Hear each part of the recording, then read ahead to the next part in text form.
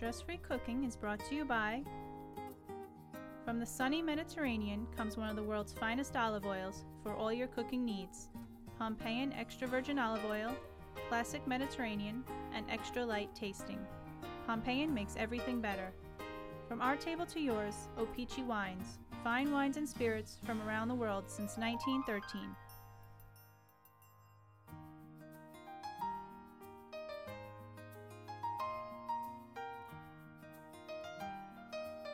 Cutco, the world's finest cutlery.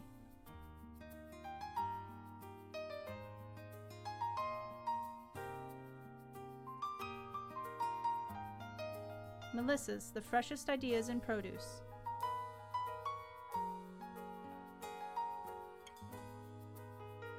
And Sub-Zero Wolf Appliances.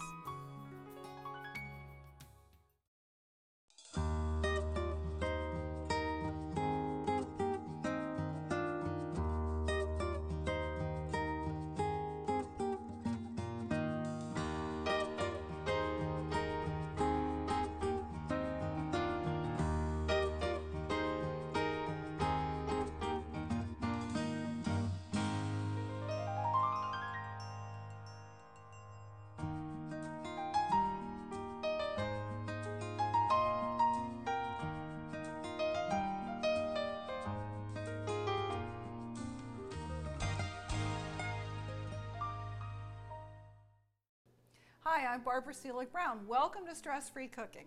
I should say good morning because today I have a great brunch show planned. My friend, Chef Joe Simonera of Taste This TV is going to serve us brunch. Good morning, Barbara. Welcome, Joe. Thanks for coming again.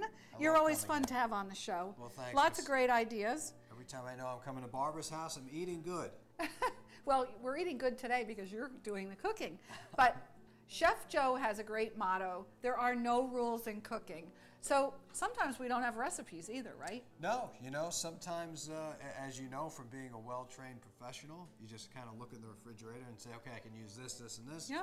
And you create a good meal out of it. And actually, that's my favorite way to cook, except sometimes when we're teaching people how to cook, we actually do have to give them something written down on a piece of paper. Exactly. So this is going to be fun. But before we get started, let's put on our bunny slippers. Yeah, it's morning, that's appropriate. Pour a glass of wine, and then we're going to be ready to cook. And what we're pouring this morning for brunch is a Lambrusco. It's sparkling. Well, Isn't it lovely? It's just a nice, low alcohol, light, refreshing wine. And a lot of people may not be familiar with this. This is pretty. And a red sparkler, too, nice. Which is nice. Good so morning. it's highly recommended for brunch. Lighter Sweet. in alcohol, a little sweeter, so it's sort of like it. our morning juice. I like it. It's a change from the old white bubbly, so to speak. Yes, it's great. And it's very fruity, very rich, but still light. Yeah, so I really like it. I'm going to leave mine here because I know I'm Okay. going to finish this. Great. Well, now that we've had our toast, I guess we're ready to get started. So what's on the menu? Well, a couple of things are on the menu today, starting with a frittata. Oh, great. We're also going to walk away here some potatoes, like a potatoes, kind of similar to like a potatoes O'Brien or something like that. And then we have here some eggs here that we're going to be doing like a hard-boiled egg dish with some potatoes and whatnot, and kind of just putting it all together maybe with a hollandaise sauce. So this is stuff that was in the stress-free cooking kitchen. Right. That Stuff we said, that most people would have around. Yeah, and we can create a great meal. And as usual, I kind of like to start to cook all at once, Yes. kind of let everything kind of go. But, I'll go as slow as I can and, kind of give feedback. But And this will be one that I'll have to take careful notes on so I can provide the recipes to the viewers on my website. That's great. I'm glad that you're doing that. So, Barbara, I guess since the most cook time it takes for these potatoes to get done. Right. Start with the longest cooking time. Exactly. So we'll add some olive oil, a good amount.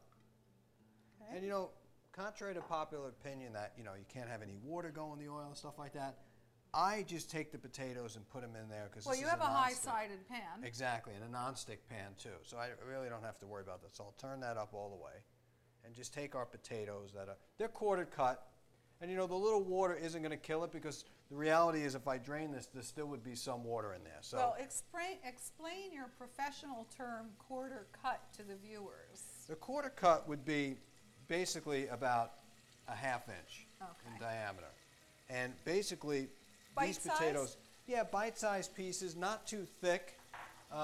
Again, the thicker you cut them, the longer it's going to take to cook. This is a good cut for everything else to be done kind of at the same time. Right. So I know you like to use sea salt. Yes, I do.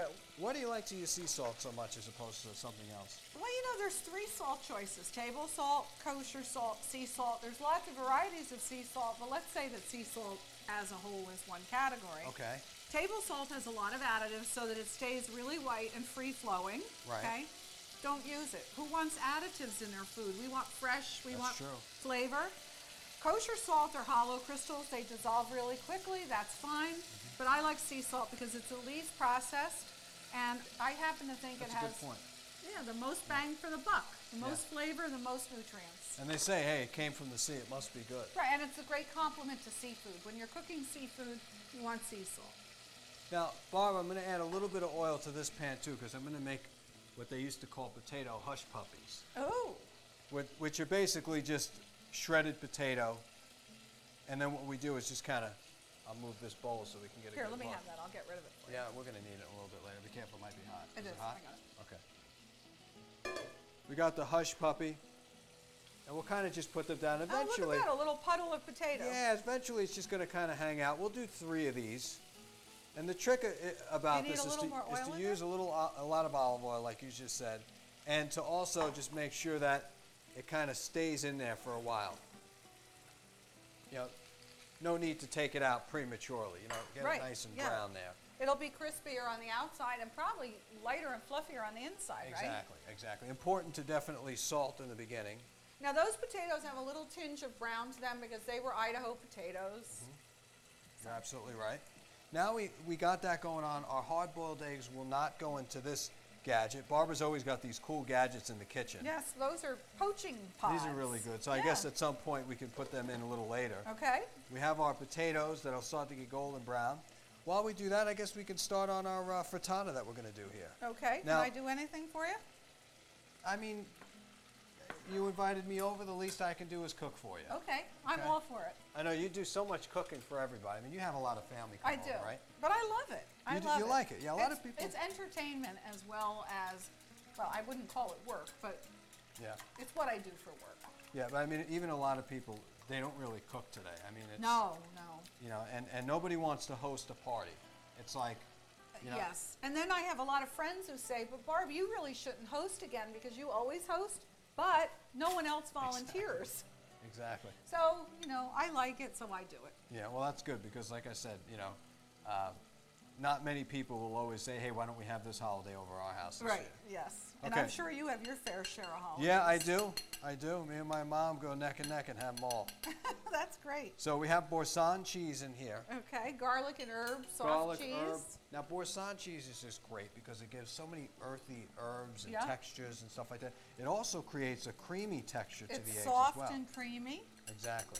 I do love that cheese. So just make sure you get all of it. It's a great thing to just keep Incorporated. in the house. Yeah, and the good thing about this is you don't have to make sure that it's totally blended in the eggs because everything's going to melt. And it it'll also spread. lasts a long time in the fridge.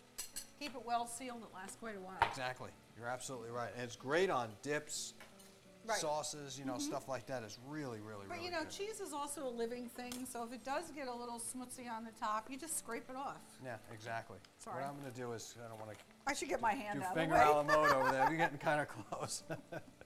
I'm just going to chop up this pepper because in an omelet, growing up, there was always a frittata around, and there was always peppers and onions. Yes, peppers, onions, and eggs. So, and you don't have to be a trained culinary professional to get even cuts with this. It's just a simple chop. Well, you're cooking at home. Exactly. Why make yourself crazy? Exactly. And I then always tell people, as long as you're willing to cook at home, it does not have to be perfect, it just has to taste good. you're absolutely right, entirely. And how do you learn? Yeah. Yeah. Try different things. I mean, for years I'd be working in a French restaurant. Everything had to be so perfect and Oh, I perfect. know.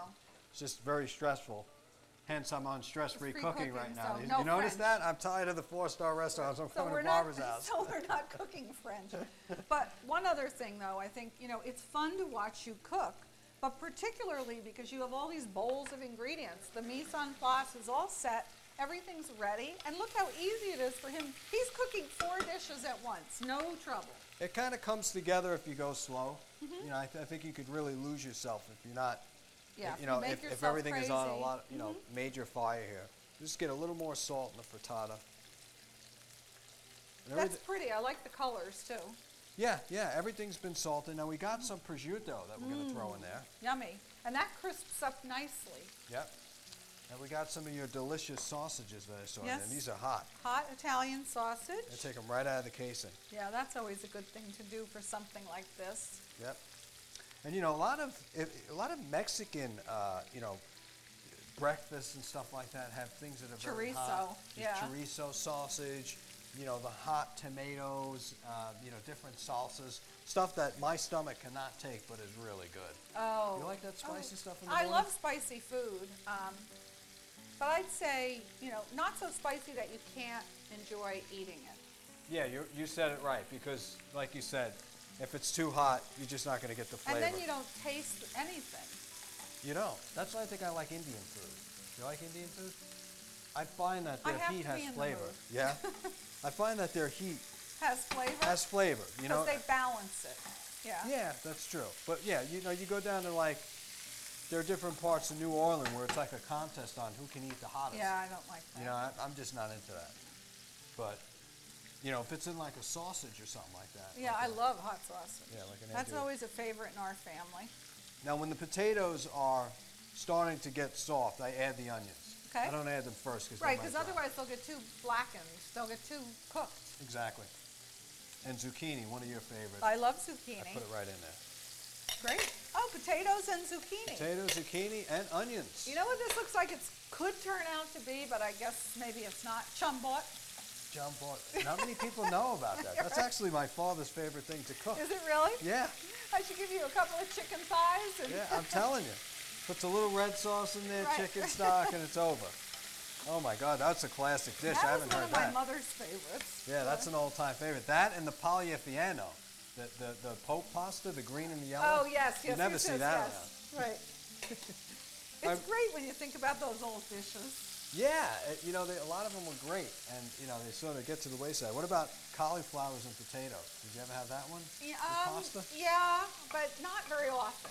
Yeah, that was a good one too. Yeah. All right, this is sort of getting some structure now. If you Yeah, rock it that back and looks good. forth, I'm just going to take this, turn it over, Oh, nice. and you know, like I said, you can kind of let it. This one might be a little flimsy, but okay, good. It turns No, that over. looks great. Actually, I'm going to remember this because my sons, David and Adam, both love breakfast. Right. That'll be the next thing I make when they come for the weekend. Well, I like to do that more than I like English muffins. Right. I've always felt that these kind of lend good Heartier. texture. Yeah, right. Heartier, good flavor. But you know, and then we have Poaching. our yes, we have our poaching. Now, what do? Do you take these out? Is that it? Or do you crack them right in here? You could crack the egg right in there. I never used these before, but these are pretty cool. They're silicone. Yeah, you crack the egg in there, and then it poaches the egg. And then when the egg is done, you don't have any trouble getting it out of there. And also, it keeps the egg from spreading all over the hot water. Barbara, where do you get these gadgets? It's like you want well, anything state of the art, you come here. Food is my life, so. Between food magazines, food events, food shows, right? We find out a lot, but never everything. Yeah, no, I know. But I find that, you know, I'll do things like so old school, and I come here and I say, wow, man, this is great. No more vinegar in the water, and Yeah. you don't have to worry about the egg. That was never one of my favorite things, the vinegar in the water, although it works. Yeah. All right, so this is about finished, I'd That say. looks great. Everything is kind of coming Yep. together. The color from the hot sausage is coming out. Now, I add a little extra oil. I love frittatas that have a ton of oil. So I find they don't stick. It gives the egg a different, like, fried texture. Mm-hmm. So we're just going to put our lid on here like that. Yep. Cover those eggs up so they poach Yeah, nicely. we're going to raise that up nice so nothing kind of sticks in there. We're going to get our eggs here, our egg mixture With the boursin. with the boursin. Now, are you a big fan of the boursin? Yeah, I love it. Really? Yeah, I think it's great. I think it's a great cooking ingredient. Just going to put that on like that. Oh, that looks really good.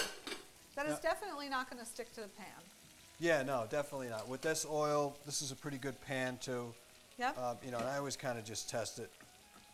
put a little bit here. Right now this isn't on high.